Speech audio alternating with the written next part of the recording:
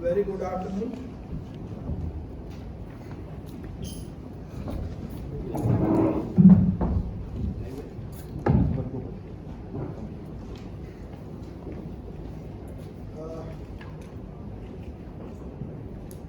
Thanks to Dadar ECP Study Circle for giving me this opportunity of sharing some of my thoughts on frequent. Am I audible?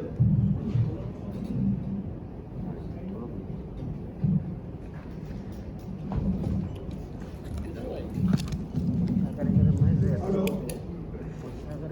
I hope I'm audible. The frequent changes in the corporate regulatory laws, including the Companies Act, which we'll be dealing with shortly.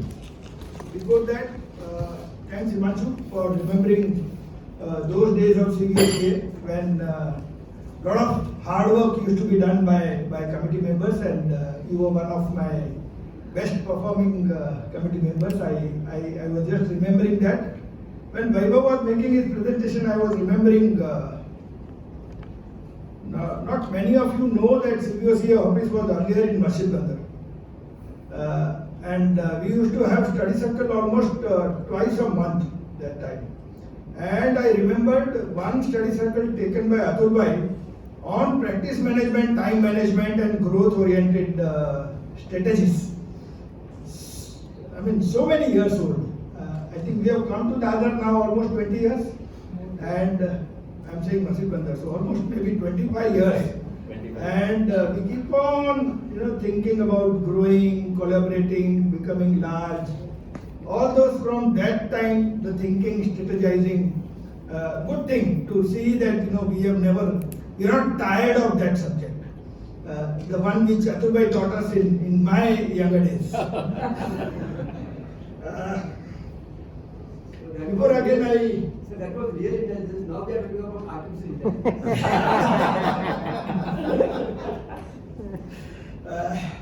And many, some of us were there, and we have kind of started strategizing, thinking from that time. And many of us, why I'm saying this is, I since it is a reference of Atul Bhai मस्कानी लगा रहा हूँ, अभी आप central council member नहीं हो, but I have referred to you in some other forum as the best president institute never had.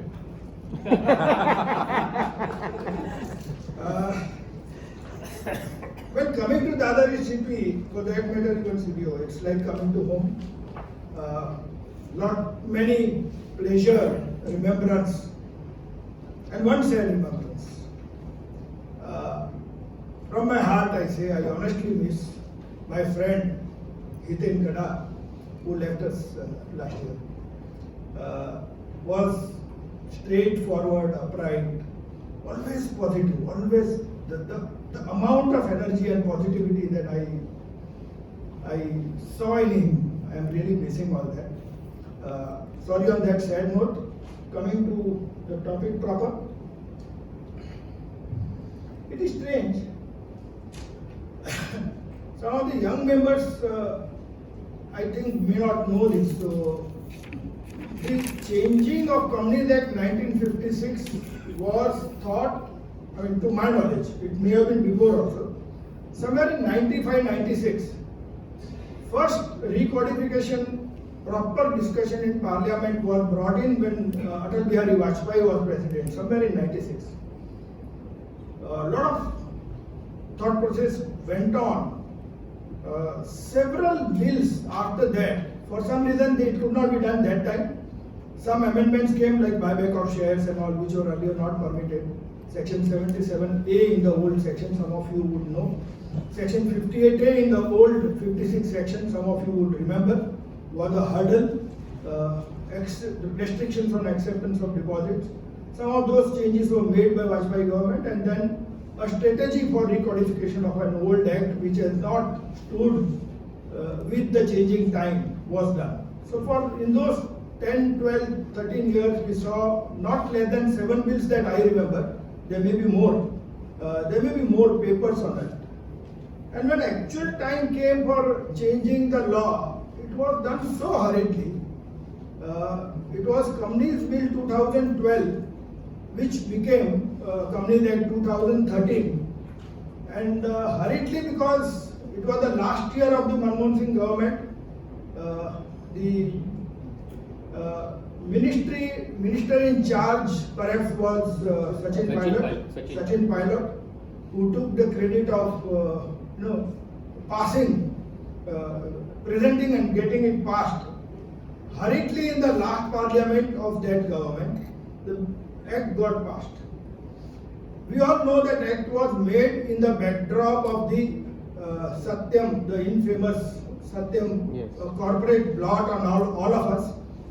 Okay, those who are wrongdoers are facing the consequences. Indirectly, we all are facing the consequences. Vaibhav mentioned about trust of auditors' signature. That time I remembered Prime Minister Modi came to Institute, I think a couple of years back when GST was rolled out.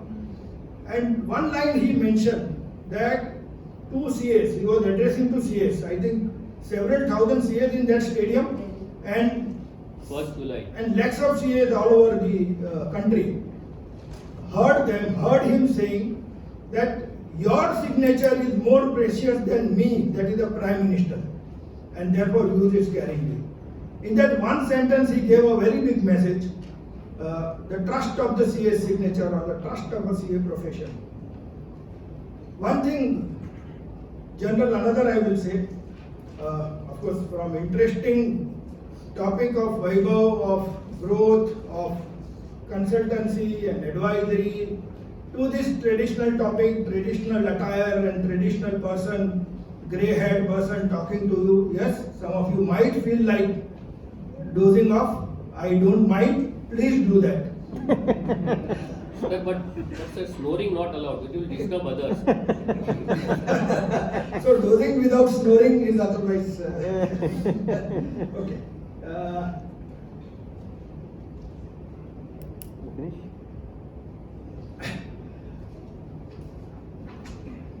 To set the context, I have already said how many times it was changed. 1/4/2014 Companies Act came into, in fact before that, some sections were 6 months before, immediately, and most of the section from 1/4/17. And it has seen the life of 7 years as on March 20. In 7 years, 7 amendment act. Sometimes I feel like questioning our lawmaking process. Why you have to make a law, changing a 50 years old law with a 10 years thinking about changing of that, several bills, and that changing in the manner which has to change 7 times in a 7 years. Something wrong somewhere. Of course, Modi cannot put everything right. It's collective responsibility of all the stakeholders. We also are stakeholders. The reasons for the changing sometimes were given, or every time were given different. So sometimes it was, ease of doing business ranking of India was very 150 something word over. When the Companies Act 2013 became effective in 1/4/14, we had a case studies discussion. Yes. It was very harsh. Lot of representations went from all forums, institute or all those stakeholders. Many of them were either not heard or this was not a priority of the government. It was when some international body said that why India is behind in the ease of doing business. Some of these changes were made over a time. Some changes were clarificatory. Some were kind of giving relaxation. Okay, we made law very harsh. Now we realize it was not worth it, and therefore relaxation, like Chapter 5 of the Companies Act, acceptance of deposit, some relaxations were given. Section 185, 186, movement of funds across the group, across the related parties, some lot of relaxations given. In fact, position has been brought to the old 1956 Act as far as 185, 186 is concerned. Removal of some of the difficulties. Decriminalization was one very welcome change that you see in several of these amendment acts. After all, it's a corporate regulatory law, a registry law, where a company being a legal person, whatever action it takes, whatever decision it takes, whatever funds it borrows, whatever business it does, there is the registry. You have to go and register. In there, if something is left, something is missed out, something is gone, okay, this is not a big crime for which you need a prosecution, for which you need an imprisonment. In every section of 2013 was prosecution, imprisonment. All that is mostly now removed. It still remains in some sections. Decrease of penalties were too high. Those have been decreased. And some reasons were other enactments, like you have Insolvency and Bankruptcy Code in India, which also amended Companies Act by itself. Therefore, you see so many changes, and changes are across. So I will not be dealing with all the changes because my topic is auditor's perspective, and I am auditor by profession. Though an old timer, traditional thinking, but proud to be an auditor. So from that point of view, what we will be seeing the changes. Another thing that I would put a disclaimer, that slides which have been circulated for study material. Manshubai mentioned CBO, he never says no. Yes, CBO is something, we are product of CBO or rather is CP. And there is no question of saying no, it is like always coming to home. This time CBO itself was in my home. So convener of Dadar is CP study circle. He was after me, when are you giving this material, when are you giving it? So last week, I had some client's timeline to be finished. Before that, I did some slides without actually looking at the count of slides. I said us, okay, circulate this, and then I'll make a shorter slide for my presentation. So slides with you are not for seeing here. They can, if you have interest and inclination of reading this, you can do it Monday onwards. My slides are much lesser. They are around 40, and I'll not even be going through all 40. The time given to me is 1:45, and I think I'll finish before that. Right? So we'll be seeing fundraising matters, that is changes in accounts of companies, audit and auditors, and RPT board's power, that is 185, 186, 188. There are not many changes there. My idea or intention is to focus on two main changes, or rather discuss in detail two main things. One is in the accounts, that is CSR, lots of changes are made there. There are so much that one full session would do for that. I don't have that session, but we'll very quickly see that with the focus. And in audit and auditors, CARO 20 has been brought, though its effective date has been postponed by one more year thanks to COVID. But we'll see those things in detail. Other things, from the auditor's perspective, what are the changes? So in fundraising matters, there are 4 different sections. You all know private placements, section 42, further issue of capital, that is rights or preferential allotment, section 62, debentures, section 71, and public deposits, chapter 5 or section 73 to 76A. So section 42, as you all know, deals with, along with 62, gives a framework for preferential allotment or a private placement allotment.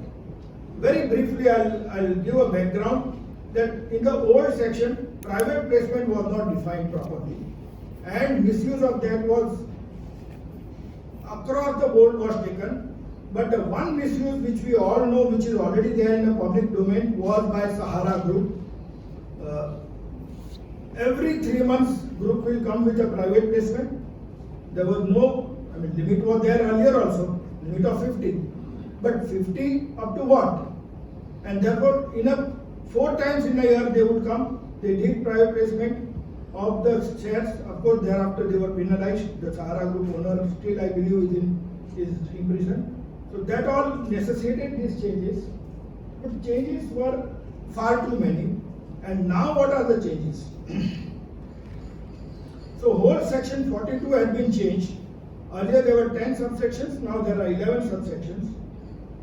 What are the major changes? That offer letter for the private placement to be made by the company in a prescribed form. This was there earlier also, but that prescribed form has been lengthened. So what has been done? In the rules there were many of the details to be given in the private placement form. Those rules all have been now kind of merged, amalgamated and consolidated in a private placement form. But whenever company decides to come with a private placement, they have to make a private placement form which has to be filed with ROC. That was a requirement earlier, but that form has become a very, very lengthy form. Why am I dealing with here is that in Caro, there are questions pertaining to private placement as also preferential allotment. Therefore, as auditor, we are supposed to know about these changes. When I'm doing a private placement, what am I cannot give an open form. So I give a form to say, Mr. A, that you are invited to invest in my company. Mr. A goes and makes a photocopy and gives it to several people. And they all send application to me and I do a private placement. That is what used to happen in 1956 Act. Now section 42 clearly says that when you give a private placement, first of all there is a number. In a year how many you can give? Earlier it was 50, now it is raised to 200. So in a year not more than 200, and when you are doing, you should know and you should record in your this thing to whom are you giving. The name of that person, address of that person, PAN or Aadhaar or other details of that person should be kept and recorded. The time limit for responding by that person is also mentioned in the Act, which is proposed to be reduced by this Amendment Act. One very important change which is made very recently was that private placement is not a right. When I tell Mr. A that I invite you to invest in my company, he cannot renounce it to a third person. Either he takes it or he doesn't take it. So right of renunciation, earlier also this was the position, but it was not clearly spelled out in the law. Now it is clearly spelled out in the law. Subscription money to be paid by that person. Earlier cash money was also permitted and was taken by large number of companies. Sahara to badnaam hai, but many other companies have done that. So now cash is prohibited under the amended Act. The subscription money will have to be paid by the specifically identified by person by check, draft or other banking channels and not cash. There are restrictions. This is a recent amendment that you do the private placement. You have not yet made the allotment. You have not yet filed the return of allotment. You start using that money for your business. No, that is not permitted under the new Amendment Act. Company to utilize the money of the private placement, not to utilize before making the allotment. That means the allotment will have to be, resolution of allotment will have to be passed by the board and filing of PAS 3 within 15 days of the allotment. Earlier this time was 30 days, now it is 15 days. File that form which is return of allotment with ROC within 15 days, and then only you can use the money. Why this change was necessary? Because many a times company used to say that share capital is issued from XYZ and backdated entries, sometimes section 68 or 69 ABC of Income Tax Act, unexplained credit. Company used to use this as a weapon that I have received share application money against the private placement. Now all those things are plugged by this amendment. One good thing is that you can offer multiple scripts. So it is not necessary that when you are giving a private placement offer to say identified person, only equity. You can, with equity you can have preference capital, with equity you can have convertible debentures, and all that is also possible. You can give them, let him choose what is he coming with. The defaults under this section are penalized very heavily, which is earlier the limit was 2 crore rupees. now thankfully you have 1 times of the private placement which you have received in contravention of this law. So small companies doing this, suppose for few lakhs, they will have to pay by way of a penalty, those few lakhs, otherwise 2 crore, lower of the 2. Needless to add that company will have to refund such money if it is accepted in a contravention of section 42's framework. A related section to 42 is section 62, which we all know as a rights issue. But 62 does not only deal with right issue, it deals with employee stock options, ESOP. It also deals with preferential allotment, and therefore there are some changes that we need to see here. Number one, the changes of the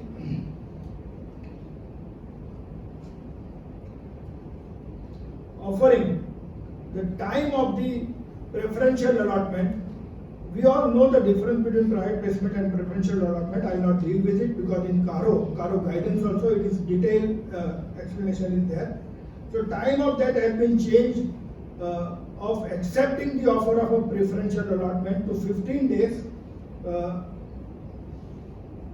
or lesser than that as may be prescribed. So rule can say that within 3 days, 4 days, 5 days you have to complete that. In any case, not more than 30 days. The notice of preferential allotment can be sent to the identified person by registered post, courier. All this was already there. Now, one additional mode of communication is added, is electric mode or any other mode where proof of delivery can be maintained. So therefore, emails, etc., digital communication is given a recognition. And if you are giving it the shares under section 62 to persons other than the members, then valuation is made mandatory by a registered valuer, and valuation will be carried out in accordance with the provisions of chapter 3, which is public issue or prospectus, as if you were doing a public issue that time. So every time whenever you are doing preferential allotment, you will have to get the price at which you are offering valued by a registered valuer. Identical changes are there in income tax also. If company is giving shares at a lesser than the fair value, then shareholder is taxed. If company is charging more than the fair value, then company is taxed under section 56 as other income. So these are those consequential changes.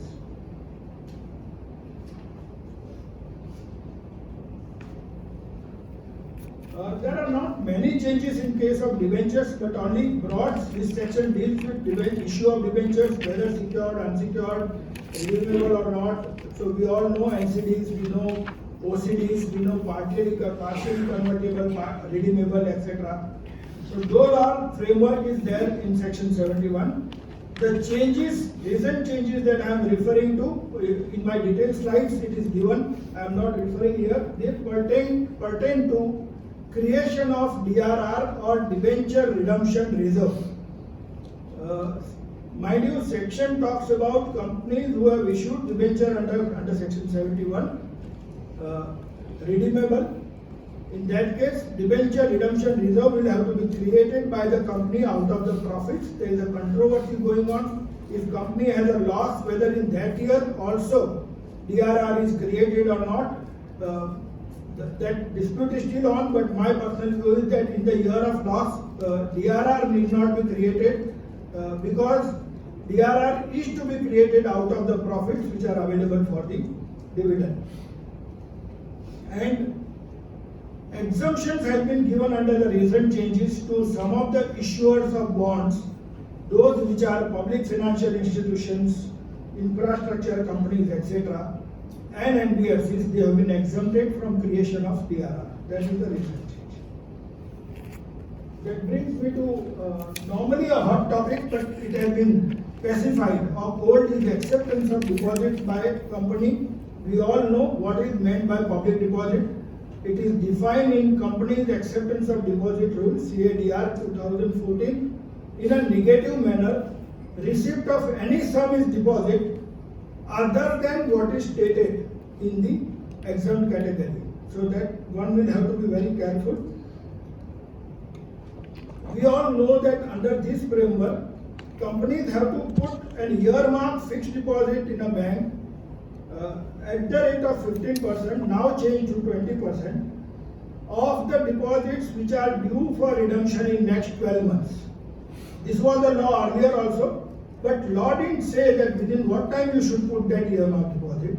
Now the time has been put there is before 30th April of each year.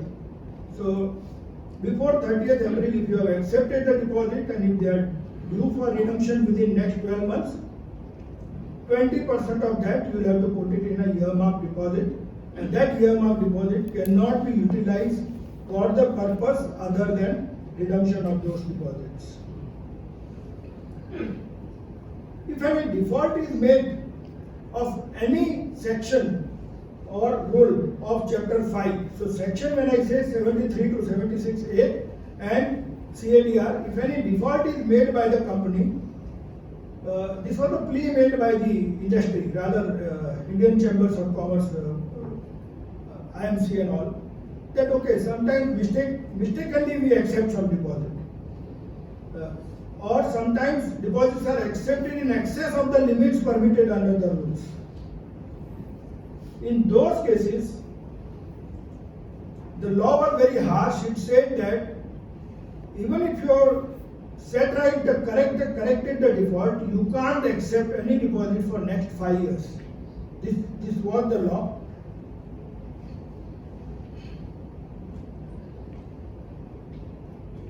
The rule only says that this 5 years or as larger period as may be prescribed. Fortunately, it has remained 5 years only. There was a transition provision under Companies Act 1956, Section 58A and CADR old and CADR new. There are some changes. CADR new was including some of the items under the exemption category which were not there earlier in the old listing.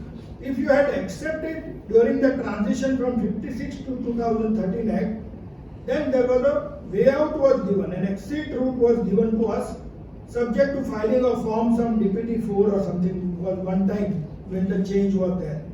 So that was relaxed more. The timing of filing that form was only 3 months from the date Companies Act became effective, that is 1/4/2014. Now the time of 3 years has been given from that year to, surprisingly this amendment came in 2018. Anyway, 3 years were over. So they sought to give a relaxation, but 3 years were over. Those who had not done those exit route, a safe passage. Suppose I give one example. Advances from customer remaining in our books for more than 1 year are considered as a public deposit under the new CADR. They were not so considered under 1956. If those remain in my books, then those will become public deposit under the new rule. That means I have to follow the new rule. To get out of that position, I was given a safe passage by way of the CADR amendment. Now, for that passage, that safe passage, safe exit, the time from 3 months to 3 years was extended. A big relaxation, but came a bit too late. After the 3 years were over, but nonetheless, that is a relaxation. Private companies exemption was demanded by every person, every CA, every organization, every company, every chambers of commerce. Because in the old, private companies were given a blanket exemption from acceptance of deposit. The new law does not give that. It actually restricts all the companies. So then, listening to these demands, government came out with a relaxation. Okay, private companies are permitted to accept deposits only from members, mind you, not from any outsiders, not even directors, only from members,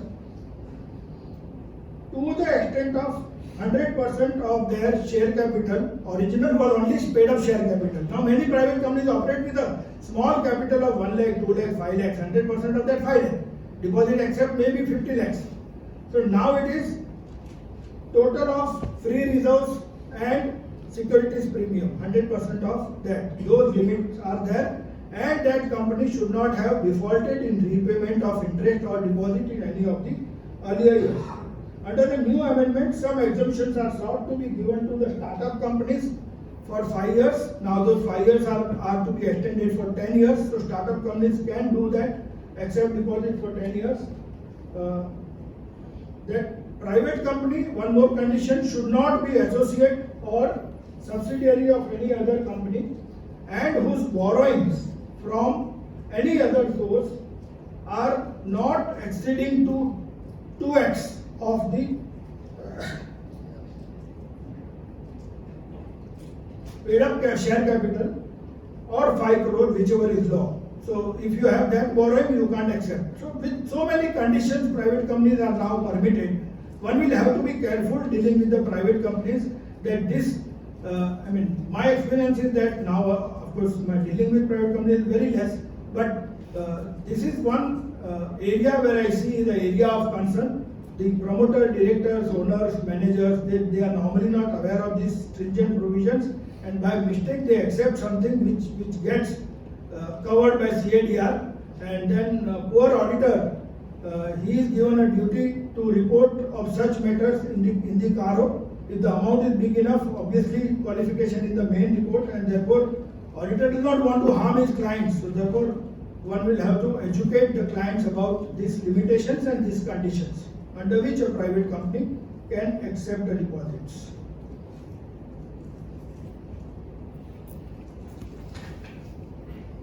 So I already mentioned this. This has come in 2017. IFSC, there are many amendments I will not be dealing with, considering the interest of the participants here. IFSC is International Financial Service Center, the one which is proposed to be created in Gandhinagar, Gujarat. Many companies have started, are beginning their operations there.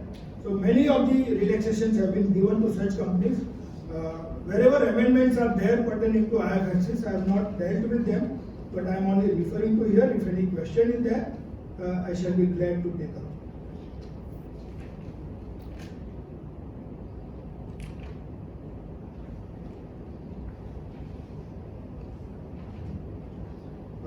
So this is again one more change, repay within 3 years, which I mentioned already. But 3 years came very late. It was in 2018. Companies Act started 1/4/14, so 3 years could have got over in 31/3/17.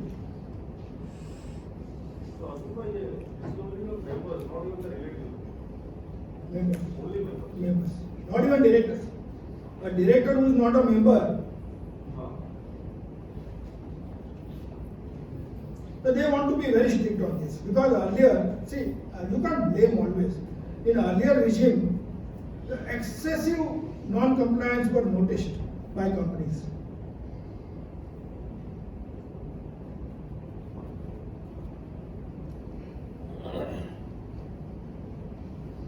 So in the deposit rules, some of the items have been kind of, okay, this I dealt with already.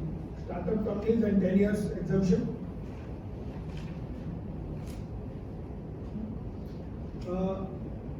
Companies taking deposits from these entities is now exempt, which effect from 7/9/2020.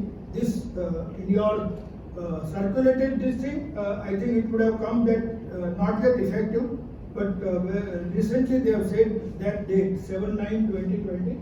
So entities from whom you can take is all alternative investment funds, domestic venture capital funds, infra, InvITs and REITs. These are the instruments, new instruments as we know in the market which have come. If you do not allow them to fund to private companies or to public companies, then perhaps they will not be able to carry out their investment as per their strategies and theme. And therefore they have been, deposits from such companies have been given a blanket exemption.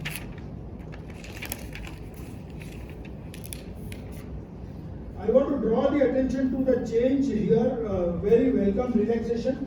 Earlier, for any default of section chapter 5, acceptance of public deposits and CADR, the penalty was very high, 1 crore and all. Anyways, the manner of levying penalties is not very good. So there are not many examples where penalties have been successfully levied and collected by the ROC or MCA. Now it is 1 crore or 2 times of the amount of deposit accepted in contravention of any of the law. So to that extent, small companies would have a lesser penalty and get away from this.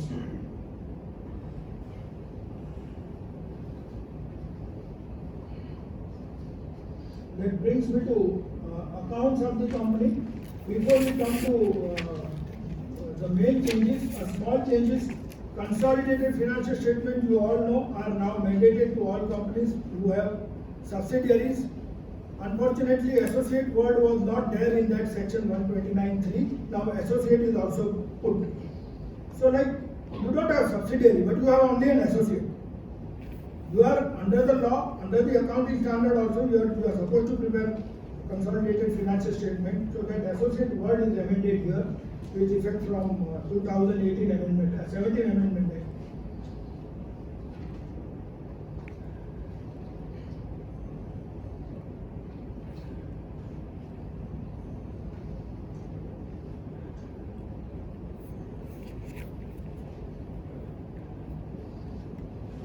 This change will change the landscape of unlisted companies, public or private. Section 129A, day before yesterday, Times of India carried an article on this. Many of you may have an occasion to read this. The effective date is January 22-21, but rules are not yet framed and notified. Therefore, we have to wait for some time. My belief is that rules will come before March 21, and therefore all of us who are dealing with unlisted companies, central government may require such class or classes of unlisted companies. They are saying companies, they are not saying public companies, so maybe private companies also, to prepare financial results of the company for such periodical basis in such form as may be prescribed. As you all know that listed companies under SEBI LODR are presently required to prepare financial results on a quarterly basis and submit it to the stock exchanges. Unlisted companies have no such obligation. Howsoever big unlisted company, I give you 1 or 2 examples. Tata Sons is not listed company, but it is father of so many listed companies. In fact, it is much larger than some of the groups total taken together. Those are not required to prepare interim financial statements. Now, which companies are required that? There would be some criteria of turnover, there would be some criteria of net worth, there would be some criteria of profits also. All that I am clearing is that net profit criteria like you have in CSR, amount as low as 5 crore, paisa aana nahi chahiye. Because otherwise small companies would also be required to prepare an interim financial statements. Now this interim, whether it is 6 monthly or quarterly, will be given in the rules. In what forms? It is not Schedule 3. Schedule 3 is a full financial statement. In what form? It would be perhaps a shorter form like SEBI has 1 pager, what we call for LODR. Of that kind of a form would be perhaps given. And requirement is that approval of board of directors to such periodical financial results, and they should be subjected to audit or limited review. So half yearly or quarterly, audit or limited review. Filing of that with registrar of companies within 30 days of the period end. Now here there are some issues. Many companies, first of all, do not have the habit or the culture of preparing interim financial statement. They may be having some MIS for management purpose, but this habit is not there, cultivated. In many trading concerns, many of your clients, you can imagine that would be under problem when they will be required to. Number 1, they will have to prepare it. Number 2, board will have to approve it. Number 3, the statutory auditor will have to carry an audit or a limited review. So limited review concept, which is now prevalent in the listed companies, those who are dealing with listed companies are jolly well aware of it.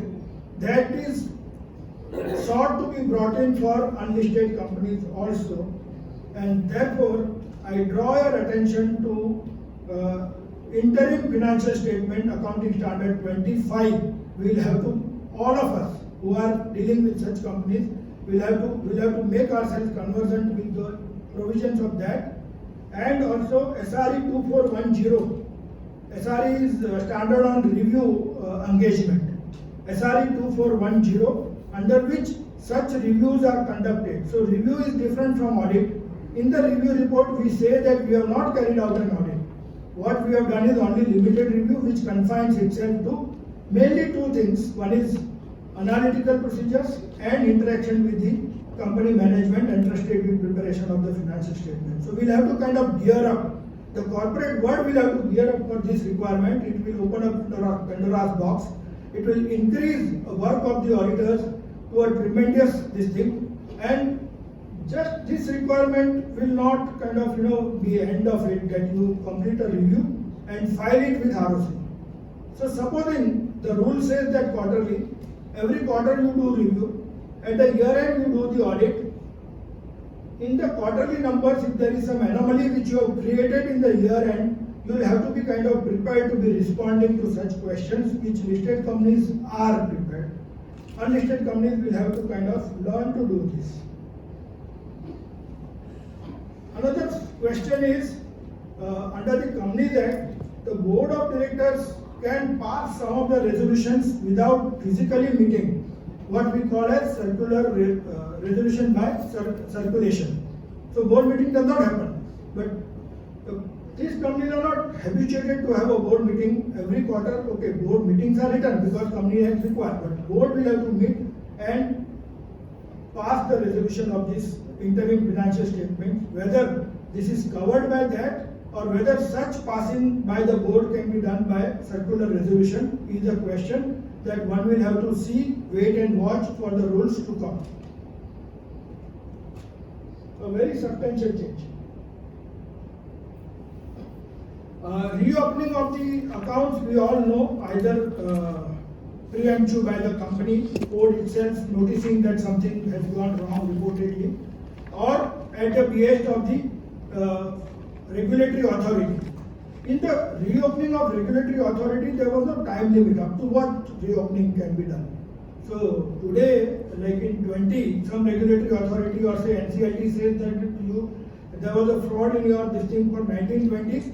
I will order reopening for last 20 years. Obviously, company would find it difficult because even Companies Act does not require maintenance of books of account for 20 years or so. There, the maintenance of books of account and records limit is 8 years. Requirement is 8 years, and therefore here the 8 financial years immediately preceding year, the limit has come. So even a regulatory reopening cannot be done for a period prior to more than 8 years. In the board report, there are several things asked. Extract of annual report, policies on appointment of the board, policies on how you educate your, deciding independent directors, policy on CSR, policy on several other matters. This is all required to be given in the board report. Now, with a view to have a less pages printed, it is relaxation is given that if you have a website, if company has a website, and if it is putting on its website all these policies and all these details, annual report, return extract, etc., then in the board report you just give, you don't reprint all that, you just give web address of your website, that is enough.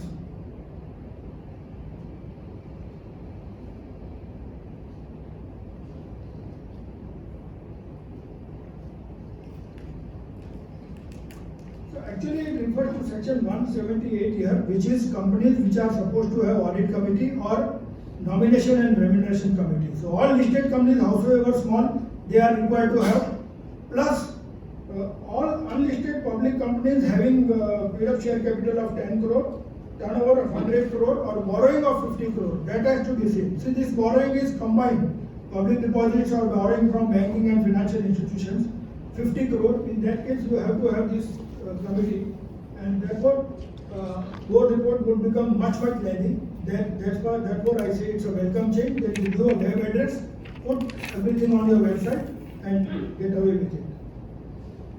That brings me to a very major change in the corporate social responsibility. We all know this is there right from beginning of the Companies Act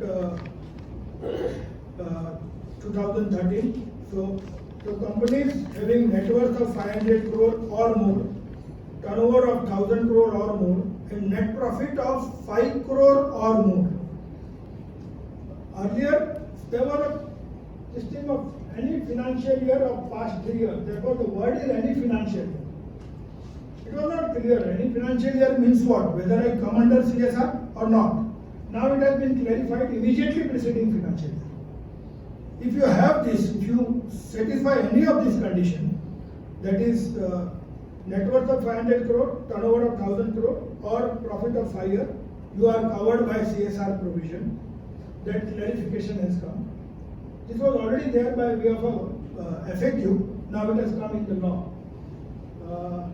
Now, when CSR is applicable to the company, a CSR committee has to be formed. So, CSR committee is to be of 3 or more directors, in which at least one independent director should be there. This is the requirement. And companies who are not required to have an ID, for example, unlisted public companies, private companies, they don't have independent directors. Then 2 or more directors, this is a relaxation. One more relaxation has come, that if amount required to spend under CSR is rupees 50 lakhs or less, then you don't require to have a CSR committee. The board will have to do the work of the CSR committee. Because anyways, any 2 directors means what? It will be board only. Therefore, 50 lakhs or less, this relaxation has been given.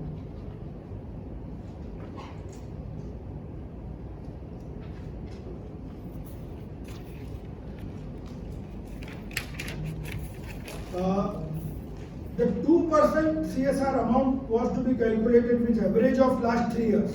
The question was, what about companies which is incorporated newly, which doesn't have 3 years, only 2 years, 1.5 years, or 2.5 years? Then the High Power Parliament Committee itself had suggested that you make CSR applicable only after 3 years of the company existence. But that was not heard by the ministry.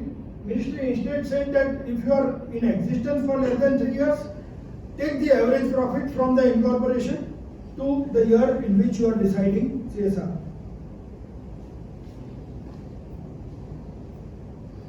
Now these are very major changes. We will have to kind of get ourselves used to acquainted with. Earlier CVO and jointly with some other organization had done a public program on CSR. There we had an occasion to discuss that if you don't spend on CSR or if you short spend on CSR, then there are no consequences, there are no penal consequences. So all that is required is in the board report you give the reasons why it was not spent or why it was short spent. Now these sections have been amended, 135.5 and 135.6. They're 2-way amendments. So if company pays to spend 2%, how to work out that 2% is the same. We all know net profit as defined under section 198, which is for the managerial recommendation, we work out, plus minus those formula which is given for CSR. Those are same, there is no change, those are same from 14. So when you work out an expenditure, and unspent amount remains. If a company has an ongoing CSR project, in that case the situation is different. If company does not have an ongoing CSR project, the situation is different. So if company has an ongoing CSR project, unspent amount within 6 months of the end of the financial year will have to be transferred to a fund specified in Schedule 7. So there would be earmarked fund, earmarked unspent CSR fund. Some banks would perhaps be given that right of accepting such deposits. This will become a deposit, which are earmarked, which is not your cash and cash equivalent. You will not take it for your cash flow because they are your obligation. That becomes your obligation. In the old regime, as I said, short spend or not spend CSR sum was not an obligation. If you don't spend in that year, forget about it. Just give an explanation in the board report and go ahead. But now, if you have an ongoing project to a special fund called unspent CSR within 30 days of the end of financial year. So suppose you have an ongoing project, you are say your CSR initiative has been decided to be helping and education, and therefore you are creating a facility, say a school or a gymnasium for a school, which is ongoing. It is still running and you are not yet completed. In those cases, if you are not able to fund for that ongoing project, transfer it within 30 days of the end of the financial year. If you do not have an ongoing project, then within 6 months, transfer it to a fund specified under Schedule 7.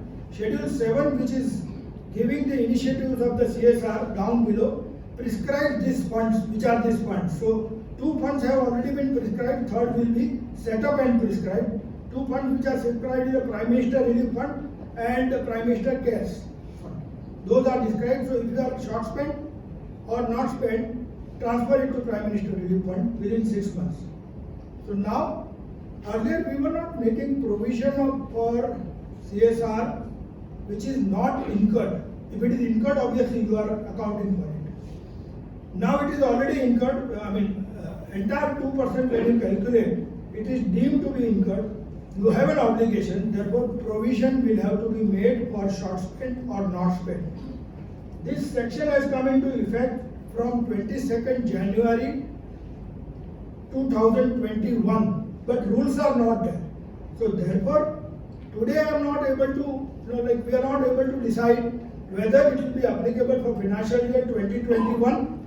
If the rules are given and notified before 31st March 21, perhaps 2021 itself will have to be alert, will have to make our clients alert that if you are not spending on CSR or short spending of CSR, you have this obligation of transferring the balance amount to those funds.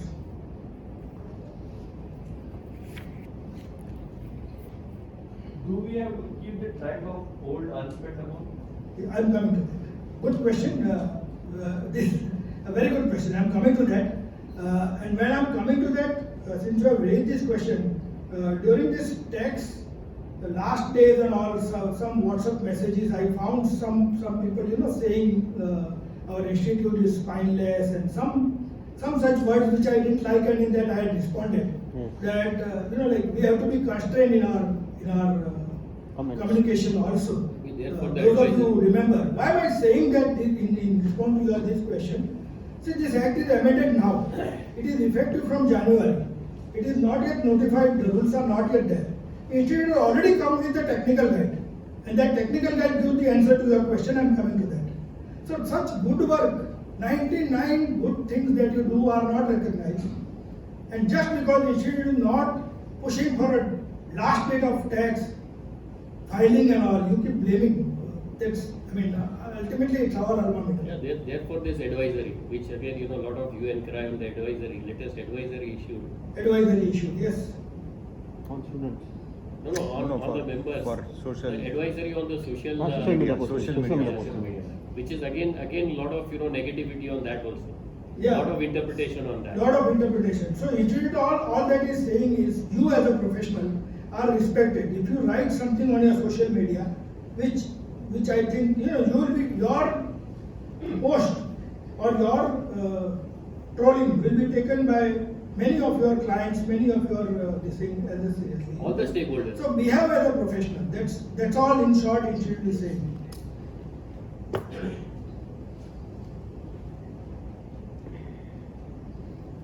So this amount to be kept in a separate fund account or something.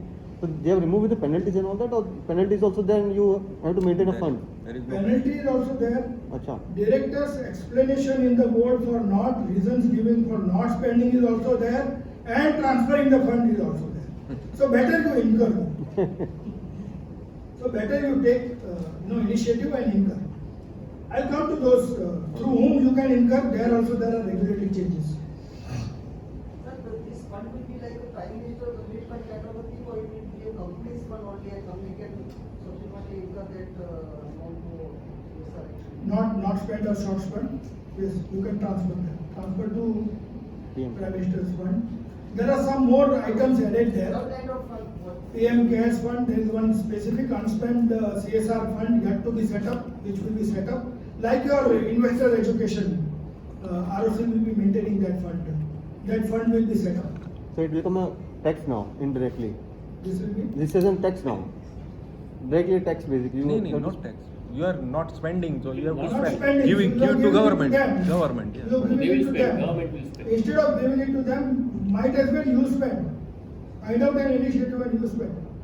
I had said in that public seminar that India में अगर अच्छा काम करना है तो education, health, there are so many avenues. Why are you not spending when you are required to do that? Okay. So effective excess amount spent, this is your question, cannot be carried forward to subsequent years and adjusted against the CSR. So this was required. However, the new act, which is yet to be notified, now it is notified. When this slide was made, I was not aware. It is notified on January 21, but in a way it is not yet notified because rules are awaited. So that companies can now set up such excess amount. Earlier we saw in the earlier slide, we saw short spend. Now we are talking about 2%, suppose you have worked out to 1 crore, but you have actually spent 1 crore 20 lakhs. Can you carry forward that 20 lakhs for calculation in the next year under the present regime? No. After the amendment comes into effect, yes. To that extent, not only that liability you will be providing for short fund, asset also you will be creating for excess fund.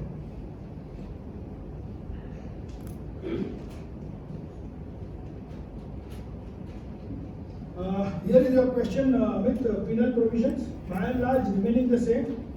The change is this 50,000 is 2x amount not transferred to spend.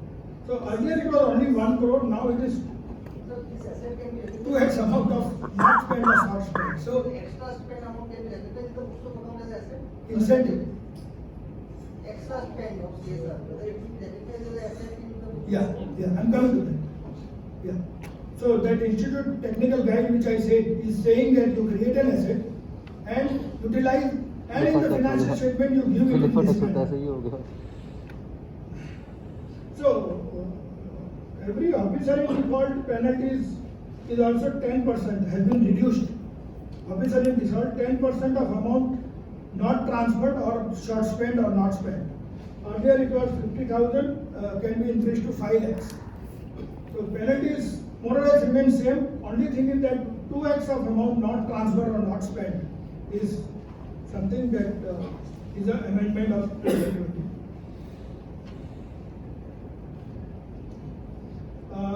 These are items which are added in the schedule, which can be considered as a CSR, that is Prime Minister CARES Fund, which was for Corona. Then Corona related research and all, and then this incubator for R&D projects by science, technology, engineering, medical, funded by central government or state government.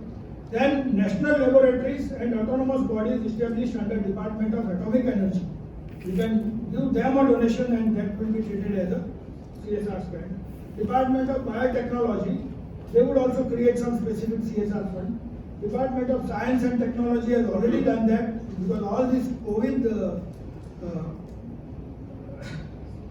this thing that we are hearing, those companies are also given specific encouragement, not only for receiving the donations as CSR, but also considering their own expenditure for research of such COVID-related medicines as part of their CSR. Otherwise, we all know that company, whatever company does in its course of the business is not CSR. But these companies have been given that. Some additional these things are there. Public funded universities, IITs, Department of Pharmaceuticals, Ministry of Ayurveda, Yoga, Naturopathy, all these are, so they will all create a CSR fund. So you will be given so many avenues. Whatever is your initiative, wherever it matches, if there is fund and you have not spent it or short spent it, transfer it to them, you have done your mistake. So penalty से बचो and consequences से बचो.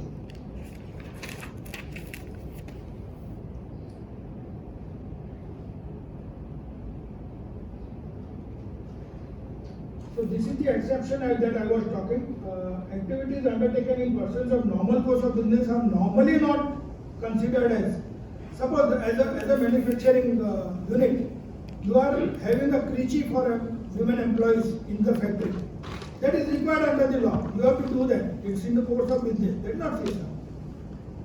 Exception to that is for all R&D done by the new vaccine or new drugs for COVID for 3 years, 2021, 21, 22 and 23, subject to condition that such research and development should be carried out in collaboration with some government institution or recognized by ICMR or WHO or something. So those conditions are there, they can consider.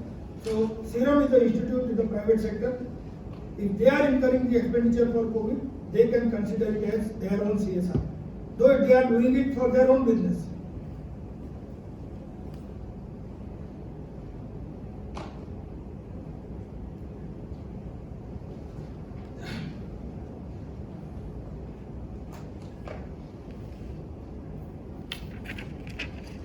Negative list में 4 items have been added. Political parties donation is not CSR. Anything for the employees, not CSR. Supported by the companies on sponsorship basis for deriving marketing benefits. So you sponsor some sport event or a cricket match. No, that is not a CSR.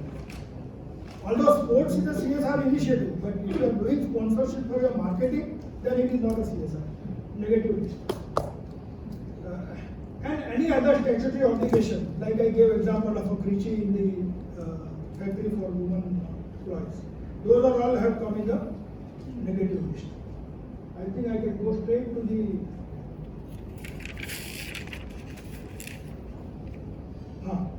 now, supposing a company decides an initiative and decides to incur such expenses, not by itself, but through some trust or NGO or Section 8 companies.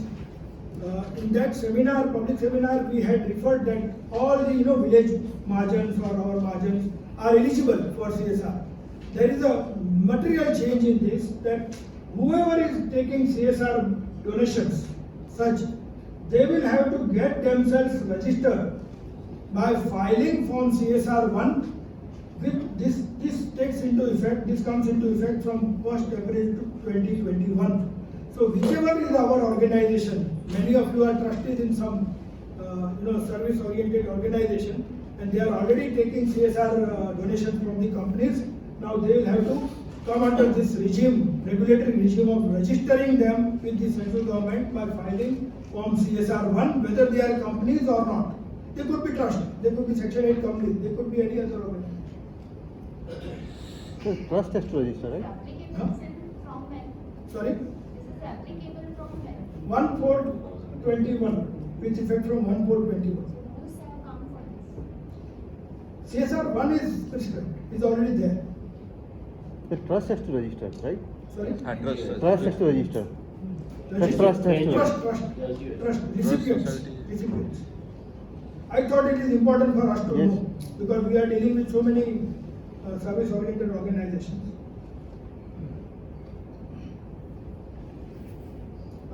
Some international organizations for consulting, designing of the CSR framework, you can utilize, that is the amendment, not very important, I will not go into that. Those companies, again large companies, those companies which have CSR spent of rupees 10 crore or more for last 3 years, they are duty bound, obligated to get the impact analysis of their expenditure on CSR. Not that, see, this is something that is good to have or best to have for all companies, but this is now obligated for large companies. 10 crore is your CSR spend for last 3 years. In that case, you get impact analysis done by an independent registered agency. Report of that independent registered agency is to be placed to the board of directors and is to be put in the financial statement and also in the board report. That what impact, you are incurring so much expenditure, say 10 crore for 3 years, 30 crore. What is the impact of that? How have you been able to be agent of change? How upliftment of society has been done? That is something which needs to be certified by accredited agencies. This is a requirement, of course, applicable to large companies, but something that we should be aware of. So in the disclosure in the board report, the composition of CSR committee, content of policy, reason for not spending also continues despite your transfer. An activity of R&D if you are doing your own in your own district.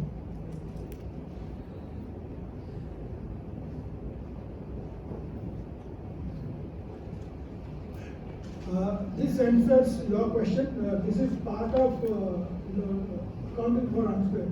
So suppose unspent money is there. In the present law, what you do? Don't do anything. In the board report, board will explain. As a financial statement or as auditor, we have no duty. Kuch bhi nahi.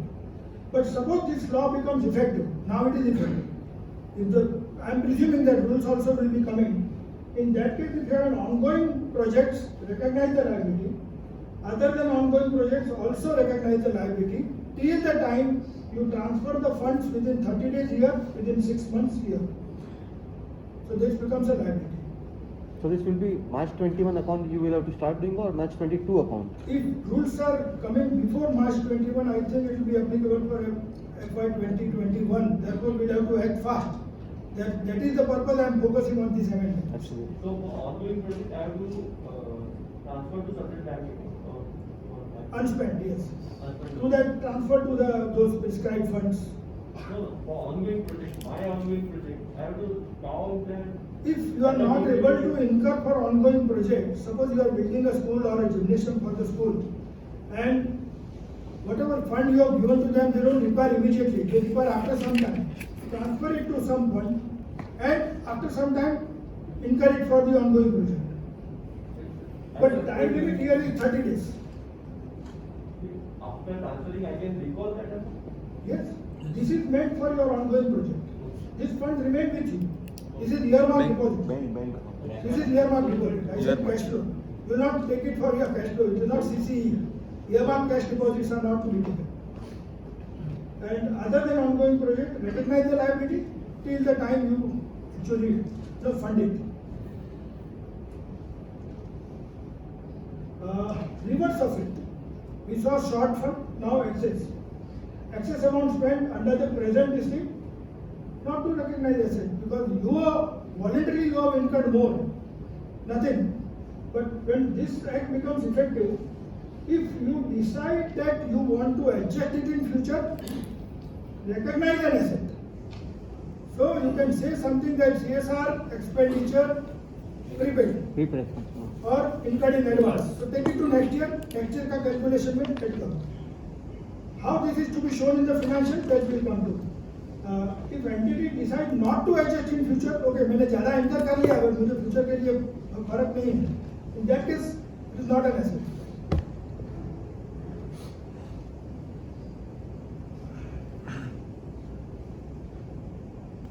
So what is to be presented in a CSR? This is now in the rule. See, earlier we were guided by guidance note of institute on CSR, which was saying, required to be spent, actually spent in cash or in other mode. Suppose you build something. In that case, other mode also to be explained. That way we were giving the disclosure so far. Now the rule itself is giving CSR expenditure account, breakup of CSR is to be given nature wise. If you have many initiatives, education, health, relief to poor, then give breakup of that to be presented as a separate line item in the note to financial statement, the profit and loss account. For ongoing project, anyways, companies would like to give details of ongoing project with photos and all. So that is what is now required as a disclosure under the section. Here on this ongoing projects, I have a separate entity like our trust which we are having. You are donating it. We are donating it to the Then it trust. is not ongoing. So The but problem is, there are conditions that this particular amount would be spent like the this. problem is they have made this section. What is ongoing project is not defined. Okay. Ongoing project carried on by you only, carried on by So would it be donation. treated? So would it be treated the year in which I am giving that amount? though it is a 5-year project, but in the first year itself I am giving everything, so it is applicable. That is not an ongoing project for us. Okay, so it would be an ongoing project as my condition that this is how it is to be spent. Yes. But it has to be spent by the trust where I am And donating. by the trust, and use of that fund you will have to establish Okay. year on year and report in your board. Okay. So if there is unpaid amount other than ongoing project to be presented under the other liabilities, in case of ongoing, loans and advances, excess. Okay, now how is this to be done? The technical guide I was mentioning, law is amended and within few days institute is ready with the technical guide. It is available on the website of the institute. Very small script but very, very useful publication. So it says that in every year you give disclosure like this. For unspent amount, opening balance, amount deposited in specified fund, because out of opening you have deposited something. Amount required to be spent during the year under report, amount spent during the year, and closing balance. If again you are short spent or not spent, there will be a closing balance. So this way complete movement will come. This is what institute has suggested, and I think it is a good way of this thing. In excess amount spent, opening balance, amount required to be spent during the year, amount whatever is actually spent during the year, and closing balance. Again your asset ka bhi complete movement will come. Just as we are giving movement of the provisions or a liability, long-term provisions ka movement. This way, CSR asset ka movement will be coming into it. This will be year-wise. Every year you will have to. This is every year you will have to. So when I say during the year, it is year under report. Opening balance to earlier year, closing balance which will go in the next year.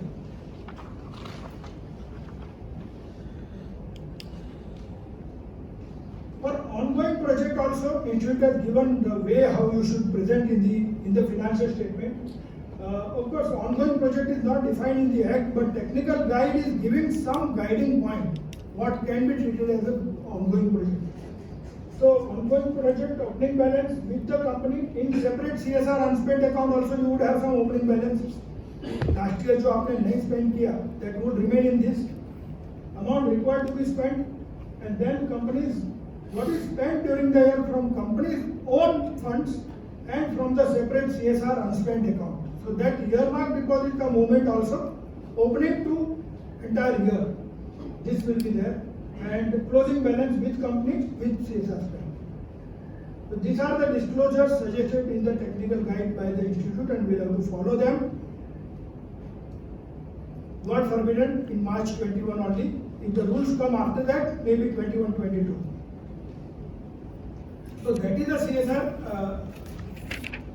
that I wanted to highlight. What about the earlier years, not 2018, 19? Not spent, slot spent, board report में खाली reason देके वो है. No liability, no asset. Both the views are there, or is summarizing both the views are there? For earlier years meaning 18, 19, 19, 20, 20, 19, 20, 19 up to 1920 the old law will prevail. 2021 the law is already notified from January 22. Rules are not yet there. So if rules are there, then it is applicable, and therefore you will have to start doing that. So in those cases that institute disclosure, opening balance would be nil. In excess spend, if we don't create asset, whether we are allowed to carry forward or not? No, if you are not intending to use it for next, We forgot it, to create the asset. to create an asset, In books, there is excess of in the books you have not recognized the asset, but in the next year's calculation you want to take credit of that, perhaps you would be allowed that, because this is accounting. CSR has nothing to do with accounting. This is institute has suggested us to do this, but you would be in problem, justifying that.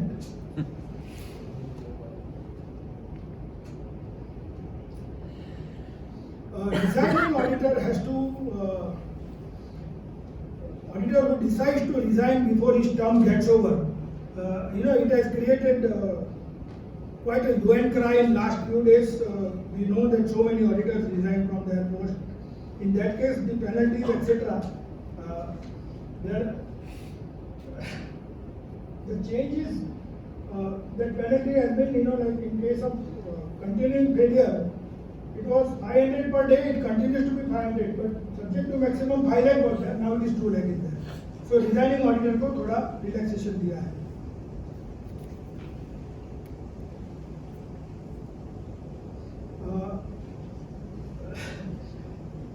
Companies are required to prepare consolidated financial statement, and those are to be audited by the statutory auditor of the company. The statutory auditor of the company has been given a right under the Companies Act to look into the books of the subsidiaries for the purpose of consolidation. There the word associate was missed, now it is included. This is the amendment.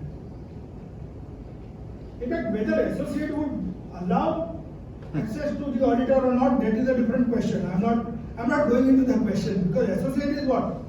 Company holding only 20%, 80% are other shareholders. Management is something else. They said, why should we give it to an outsider?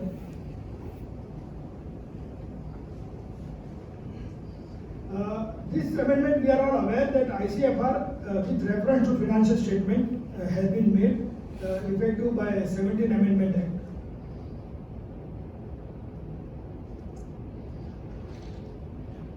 That brings me to Caro. Originally, my topic of this was Caro. Jigarbai remembers and Harsh would remember. When Caro was postponed, we thought, let us look at recent amendment pertaining to auditors. So I'll very brush up. In the new Caro, I'm presuming that you are aware of the Caro 2013. Right? So 7 new clauses have been added. 7 clauses have been modified, which were there in the present Caro. 7 clauses are retained as it is, 777. 1 clause has been removed, that is managerial remuneration. Why? Because the main report itself requires our comment in that under section 197, subsection 16. You may be remembering, those of you who are writing the report about managerial remuneration, you are writing presently at 2 places, in the main report as also in Caro. So from Caro it is now removed, there is no duplication. Okay, so we will look into this transaction not recorded in books, ability of company to meet its liabilities, CSR unspent amount.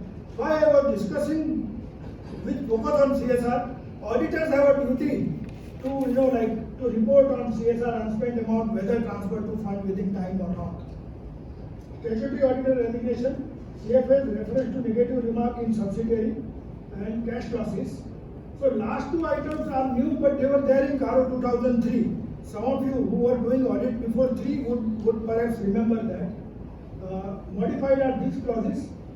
Retained clauses I will not be discussing, I will only discuss the new clauses. We have 10 minutes, right? I should be completing it in 10 minutes. So transaction not recorded in books, why it has come in Caro? Many companies who are searched or surveyed or seized by the tax authorities, and in the course of survey, seizure or seizure, they offer some income. And while offering that income, companies normally are advised to say that this is income of my current year. Sometimes some evidences are found in which it is said that those are income of the earlier year. In those cases, if those are surrendered or disclosed as income during the year in the tax assessment, whether, obviously this transaction has not been recorded in the books of account. Therefore, auditor is duty bound to report in Caro about such eventualities of transactions which are not recorded in books of account. An additional responsibility, guidance note on Caro 2020 instituted are already published in last June 20, I believe. June 20 or July 20. So the guidance note is already there. There is a detailed guidance on how to check this and how to report on this.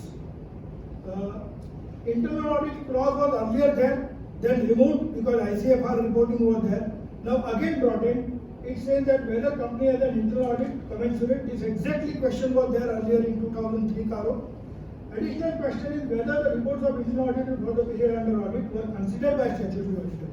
Now this is something which we are otherwise also mandatorily required to do as a statutory auditor under SA 601 and 605. Standards on auditing are mandatory.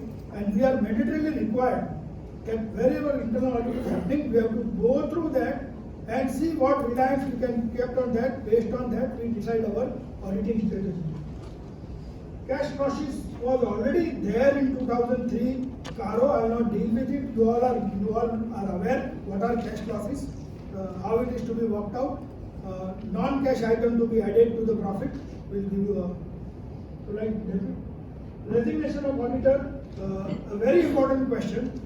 This will be reported by the newly appointed auditor.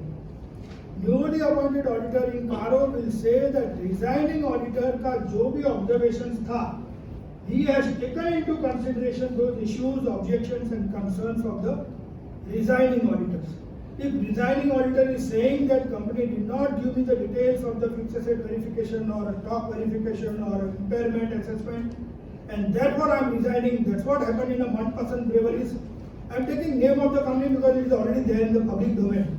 You all are aware, one person what happened, Deloitte resigned just a day before the audit committee. 1 day before audit committee, prices of that company from 200 rupees per share to what, 20 or less than that. I mean, entire market cap was washed out. And who was blamed? Auditor, because he resigned. But why he resigned, those questions are to be seen. That is what Caro is asking new auditor to see. See, when you are filling the vacancy by resigning auditor, you have this obligation otherwise also, whether Caro says or not. You will be seen with a doubt that when outgoing auditor has so many issues, you are coming and giving the claim report. So you will have to prepare a documentation that whatever were the issues that earlier auditor was blaming, you have kind of considered that. Now you have to respond them positive in the Caro. The 1 year solvency is otherwise also we see it under the going concern. One of the criteria is whether company is solvent at least on a 12-month basis from the balance sheet date is one of the criteria that we see. Now we have to proactively comment about it in Caro. In the main report, we will be commenting about going concern.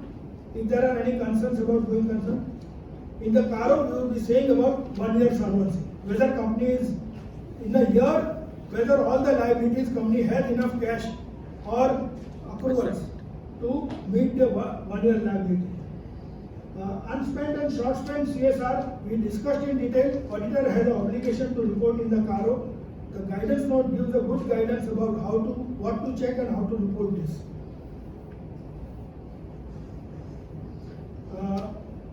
In a landmark change, the consolidated financial statement, auditor has to give reference to any negative or adverse remark made in any of the entity covered by the consolidation. So subsidiary, associate, joint venture, he has not audited, somebody else has audited, but he has put some negative remark in the Caro.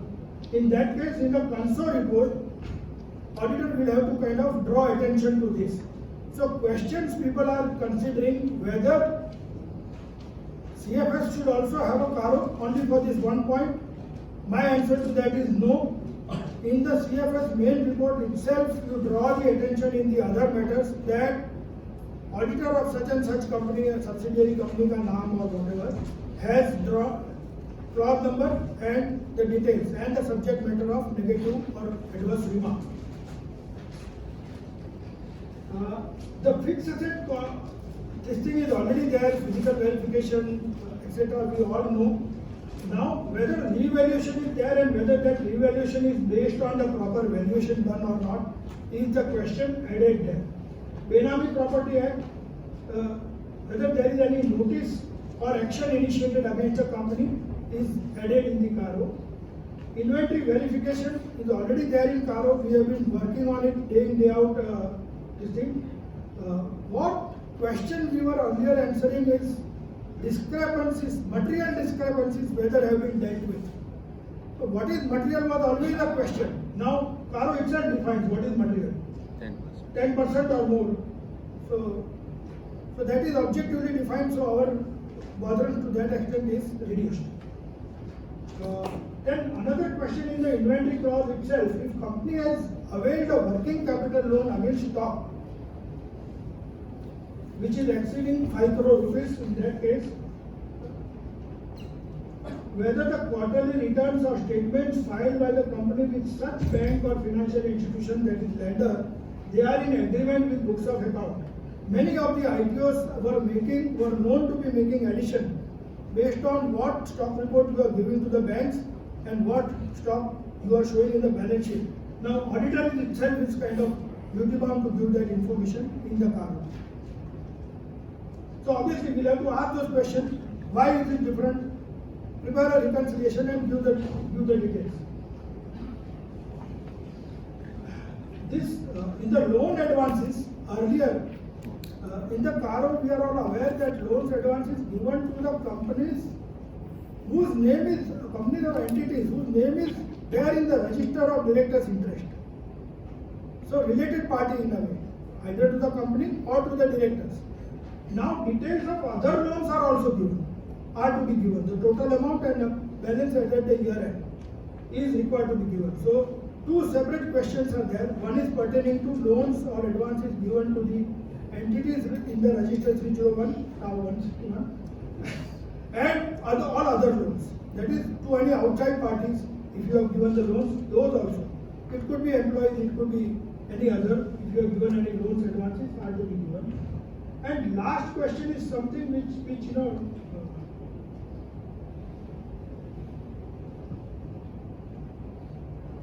Up to this it is okay. These two sections are not applicable to NBFCs or companies who are in business of giving loans. Last question is where you have given the loan to an party, repayment of that is not coming forth and you have either waived that or given additional loan for repaying your interest. In other words, what we know is in the banking terminology, evergreening. If company is doing evergreening, company which is not into business of loan making, those are anyway exempt. If you are doing any evergreening, then auditor has to report in CARO. So those questions will have to be asked. Why are you giving loan? Who is not repaying or who is not regular in repayment? Why are you again giving them the loan?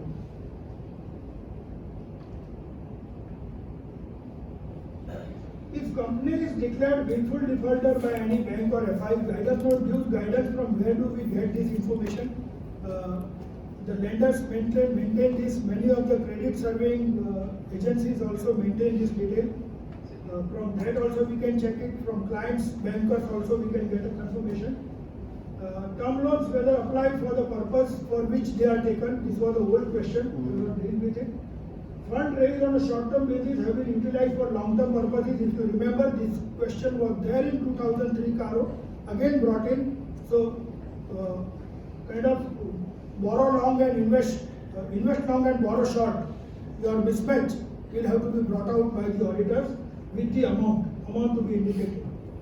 So there is no reversal. In earlier it was reversal also was there, and vice versa was there. Vice versa came as a mistake which was corrected. Achha, okay. Thereafter. Whether a company has taken fund from entity on account to meet obligations of subsidiary. So company has subsidiary, associates, etc. Company is borrowing and then giving it to subsidiaries. Whether details of those are to be given of the transactions. The guidance note is giving us the format and the manner of reporting and what to check for this. Sometimes what companies do, companies own the shares in their subsidiaries and joint venture and associate. Those shares are pledged with the lender and the loans are taken for giving it to the subsidiaries.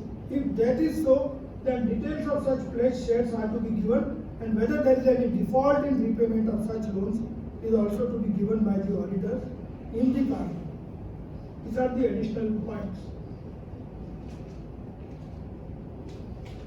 I think the rest of the items are not material. So Himanshu Bhai, as a chairman, if you permit, I can omit. Even in 185, 186, this is summarizing the penalties of default of chapter 10 by company, by officer in default, by auditor in absence of mens rea, and by auditor with mens rea. Then of course the penalty and imprisonment etc. would be there. Mens rea is intent to deceit or. And 185, 186, 188 are explicitly covered in my slides which I have given. So if you permit, I can omit this. Changes are not material, but those changes are such which we should be aware of. With that, friends, thanks. I hope it was less boring than what I expected.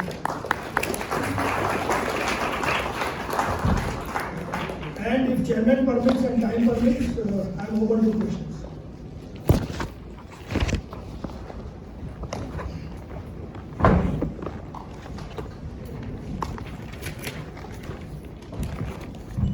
Dubai, it was not at all boring.